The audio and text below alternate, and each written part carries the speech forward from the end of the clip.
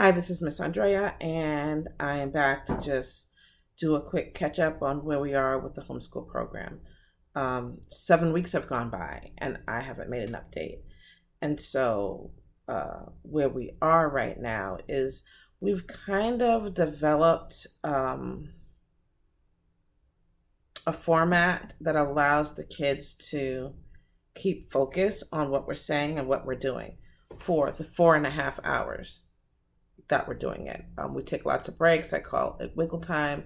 Whenever we finish one portion or one topic, I say wiggle time, let them run, somersault, whatever. We're in a space that allows for all that.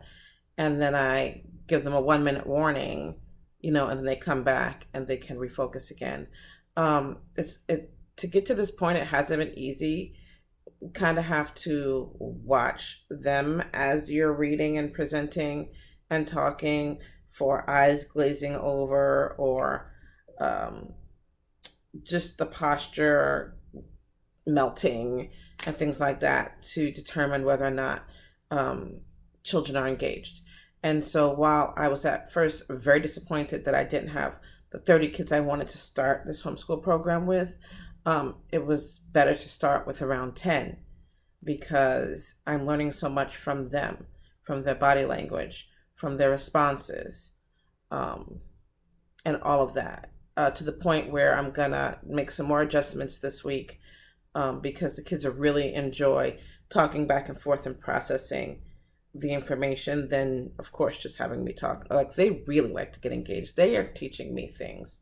And so I still want to present all the information I want to present, but I have to decide what amount happens in the classroom and what amount happens at home. And, as a homeschool group, we do have 4 days a week, or at least 3, because everyone has another major activity where they can delve into what we're doing. And I'm actually thinking that instead of just giving homework, I'm going to give 3 days worth of homework so that because they keep trying to do it all at once.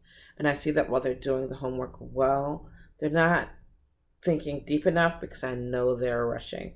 So I just want to slow them way down and have them focus on, smaller portions a day. This is hard, y'all. 501c3, meeting with the lawyers, scoping out a location because right now we're meeting in a church, and so we have to unpack and pack up, and we lose time, every week with that.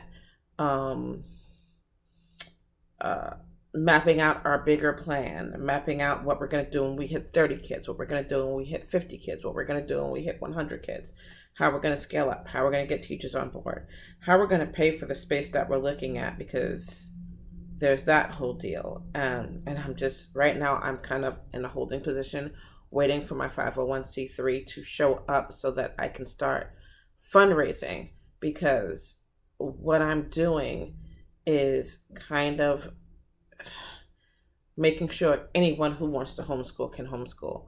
When I was homeschooling, I'm very blessed to have a husband who, most of the whole stretch where homeschooling, was always employed enough to support all of that homeschooling and allow me to not worry about money. There were a few years, late middle school, early high school, where I did have to jump in and do some work, but it was never so much that it took me away or distracted me from homeschooling. And so I'd be talking about homeschooling to someone, and people would say, must be nice.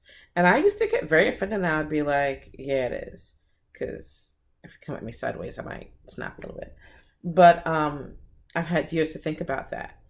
And that comment, must be nice, was coming from parents who had no options to homeschool and whose kids may have also been struggling the way my kids were struggling, and there just wasn't anything they could do about it.